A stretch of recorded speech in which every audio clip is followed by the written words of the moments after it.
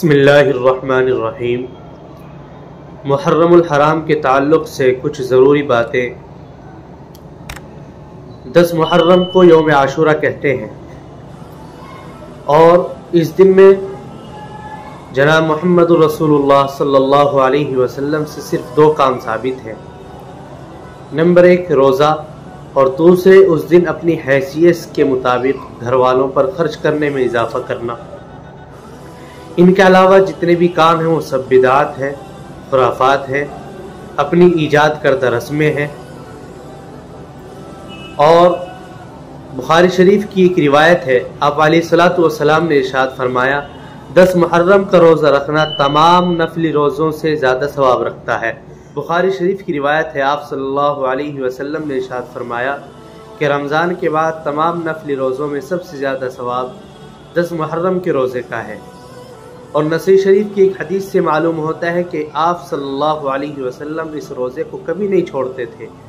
حضور صلی اللہ علیہ وسلم نے فرمایا کہ مجھے حق تعالی شانہ سے امید ہے کہ سال بھر کے تمام چھوٹے چھوٹے گناہ اس روزے کی برکت سے معاف ہو جائیں گے۔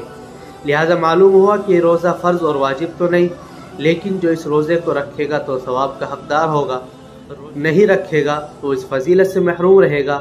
لیکن تنہا 10 تاریخ کا روزہ رکھنا یہ مکروہ ہے، اس کے ساتھ 9 یا 11 کا ایک روزہ ضرور ملانا چاہیے۔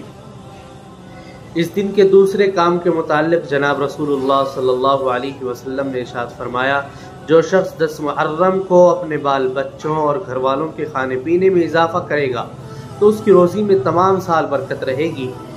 اب معلوم ہوا کہ اس دن گھر والوں پر خرچ میں اپنی گنجائش کے مطابق زیادتی کرنا اسی حدیث پر عمل کرنے کی نیت سے ہے، ورنہ اگر کوئی گھر والوں پر خرچ کرنے میں اضافہ تو کرتا ہے لیکن کسی بدعت اور رسم کو ادا کرنے کے لیے کر رہا ہے تو اس کا یہ ایسا کرنا بے برکتی کا باعث ہوگا، جو فضیلت اور برکت حاصل ہونی چاہیے وہ نہیں ہوگی۔ اس لیے اگر کوئی اپنے اہل و عیال پر خرچ کرنے میں اضافہ کرتا ہے تو اس کی نیت یہ ہو کہ میں حدیث کے اوپر عمل کرنے کی نیت سے یہ کام کر رہا ہوں۔